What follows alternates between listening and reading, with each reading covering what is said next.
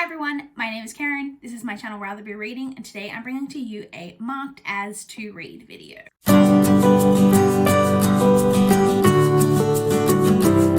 In case you are new here, just to touch on what my marked as to read videos are, as I always try to do, because I feel like people don't film these videos, even though I love them. So this is not a TBR, this is not a book haul. This is just books that I have heard about in the past month, that I have been inspired to mark as to read on Goodreads. Some of them I may not read for literal years. I don't know. But I'm excited about all of them. They're all just ones that I've been really interested in. So I want to talk to you guys about them. So I had not been marking too many books as to read in the past month, few weeks. Because if you guys have been watching these videos, then you know that one of the main places that I get recommendations for these videos is Goodreads blog posts. And I hadn't read a Goodreads blog post in so long, and so this month I marked I think 14, and a lot of those came from Goodreads because I worked my way back through all of the Goodreads blog posts that I missed. So let's jump straight in and talk about all of the 14 books that I marked as to read in July. So the first two came from, you guessed it, Goodreads blog post. This one was a Goodreads blog post about books that are hitting shelves. Their upcoming publications. The first one is The Godmothers by Camille Aubrey.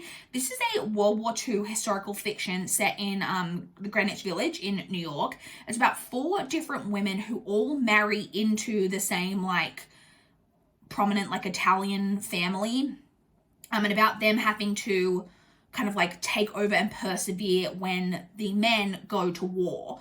But I believe it's all about that. I think each one of them has a secret or something from their past. I don't know, it just sounded kind of intriguing. The next one is a book called Bathhouse by PJ Vernon. This is, I believe, an Own Voices novel, from what I understand, for the gay representation. This one is about a guy who had kind of a sordid past in a way, was an addict. I think, I don't know if just due to his being an addict or what, I think had quite a sexually promiscuous past, but he is now in a loving relationship with an older man. They've come from very different backgrounds. The man is wealthy. I think he's a doctor, and he's older, all of that. But they've built this great life together when the guy finds himself going back to a bathhouse. He doesn't know why he's doing it, but he does it, and then something happens at the bathhouse, and it's all about all of the lies and all of that he tells. I don't know too much about it apart from that, but it just sounded kind of interesting. And the next one came from another Goodreads blog post. This one was a blog post about the 2021 Pride reading list, and one that I heard about there was Yes Daddy by Jonathan Parks Ramage. This one is about a guy who starts having this torrid love affair with an older, so this is another male book, I believe. Yes, about a guy who starts having a torrid love affair with this quite famous playwright, an older famous playwright. They end up going for the summer to his Hamptons estate, and there's a lot of people there, and they hire all of the waiters and wait staff for this kind of summer party, whatever, all good looking young men who have strange bruises on them. It's about him, I think, trying to figure out, kind of what's going on. I believe there is a bit of a, revenge story aspect. All very, very intriguing.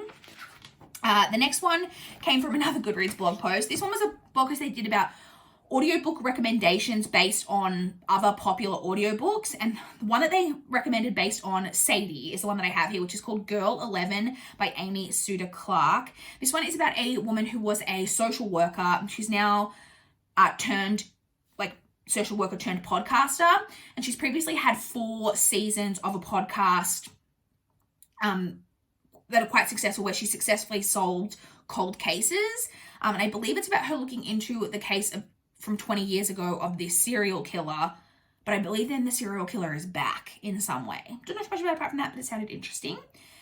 The next 2 come from, you guessed it, a Goodreads blog post. This was one that they did about one and done graphic novels. So graphic novels are just kind of standalone. You don't need to read a whole series, which I was very intrigued by.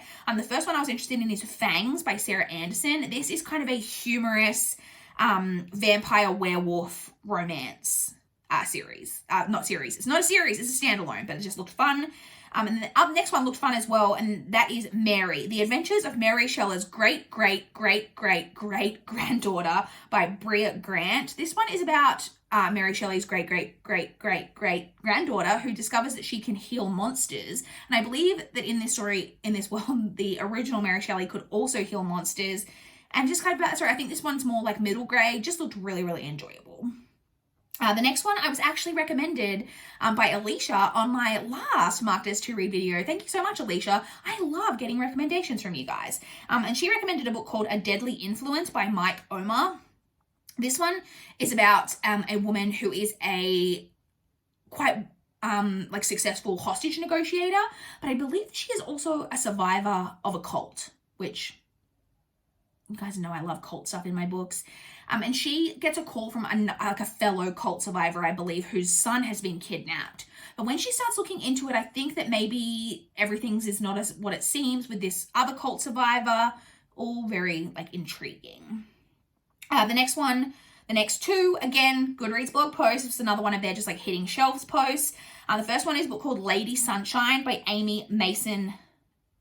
I cannot read my own handwriting. Amy Mason Doan? I don't know what that says. I'll have the cover here, so hopefully you can read the author's name on there.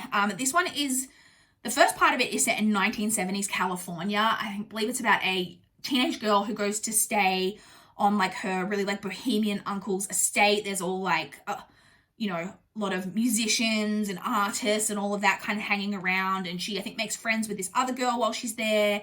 And then tragedy strikes, and I think she ends up leaving when her friend, I think, goes missing. And it's then like 20 years later when she ends up inheriting this like estate where they were in this summer. She ends up inheriting it. And when she discovers, though, that her uncle or her aunt or someone had arranged for this like quite famous rock group or music group to record their latest album at the estate. And so I think she goes there for that, and then it all brings up everything from the past, all of that. I don't know that this one's, it's got kind of some kind of like mystery-ish vibes, but I think it's more just like contemporary, like literary story with that kind of element sprinkled in.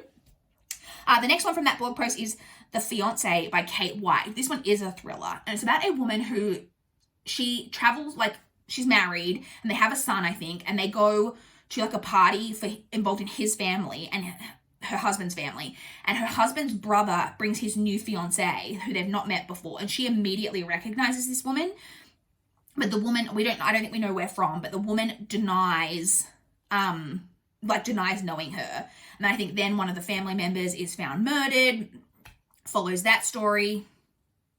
Color me intrigued. The next one came from a Goodreads blog post. I told you guys I read a lot of Goodreads blog posts. This one was for anticipated July YA releases. And this one is Small Favors by Erin A. Craig. I honestly don't know what this is about, except that it's got something to do with devils in the woods. That was enough. But also, I really enjoyed The House of Salt and Sorrows by Erin A. Craig. I really liked the atmosphere and the kind of like creepy dread going on in that story. And so I wanted to read her next publication. The next one came from a Goodreads blog post where it was about meeting the authors of summer's biggest releases. And one of the authors featured in that was Riley Sager. And in his section, he talked about a book called Whisper Down the Lane by Clay McLeod Chapman. This is about a man who I think we know has kind of formed a new identity for some reason. And he has a new girlfriend, and I think the girlfriend's got a teenage son. He ends up working in a school or something when a mutilated rabbit or something, some kind of animal is found, and under the rabbit's mutilated body is a like birthday card addressed to him as his previous identity. Don't know too much about it apart from that, but that sounded interesting. The next one came from another one of those Goodreads blog posts just about books hitting shelves. And that was The Book of Accidents by Chuck Wendig. This one is about two people who both grew up in this like kind of small town that was really like creepy or like haunted in some way. And they end up getting married. And then it's about them returning with their teenage son to this small town where they grew up. And that just sounded really, really interesting and creepy. And then the final two books that I marked as to read, both I saw on NetGalley, were books that I I don't think were available to actually request. They were just, I think, wishes, and both of them seemed interesting. The first one is The Wild Girls by Phoebe Morgan. This one is a thriller about 4 girls who were all like really great friends, and they were known as like the Wild Girls for being really wild, all of that. They're now adults. When one of them, they've grown apart, I think stuff's happened that's made them like fall apart, something mysterious, I assume. And they... one of them invites the rest of them to come on this kind of safari in Botswana, I think. And so the other 3 travel there, but when they get there, the other friend isn't there. It's not for a safari. I think it's a party. But when they get there, the friend's not there. There's no party. It's all very untoward. I am a sucker for a thriller that involves people who were friends as like teenagers who have like a secret or something terrible that happened to them in their past, coming back together to like figure stuff out. Love that. And then the final one from that, again from NetGalley, was The Other Family by Wendy Corsi Staub. This one is about a family. I think it's like kind of a perfect, idyllic family. It's like a mother, a father, 2 teenage daughters. Great. Moving into a new, beautiful home. Thing is, though, the previous family who lived in this home were brutally murdered in the house. And so they're living in the house, then I think some weird things start to happen, and I think it then says in like the synopsis that like one of the members of the family has like a shocking secret. And whenever someone has a shocking secret, that's pretty much all you need to say in a synopsis. Sorry, I just like knocked the table. That's all you need to say, and I'm immediately going to be like, but what's the secret? I want to know the secret. Why do people have secrets? I need to know people's secrets because I'm a nosy bitch and I want to like know everything about everybody. And so even fictional people that I've never even read about before, I want to know all their dirty little secrets. And so that's immediately going to make me want to read a book. So yeah. Those are all of the books that I marked as to read in the month of July. I would love to chat with you guys in the comments down below if you have read any of these books, if you've got thoughts on them, or if you want to chat to me about what you guys have marked as to read recently, any books that you're interested in reading that I may be interested in reading, or just that you're interested in reading that maybe I've even heard of, and then I could be like, yes, totally, you should read that. Would love to chat in the comments down below. Please like this video if you liked it. Please subscribe if you want to see more from my channel. That is all I have for this video today. Bye, guys.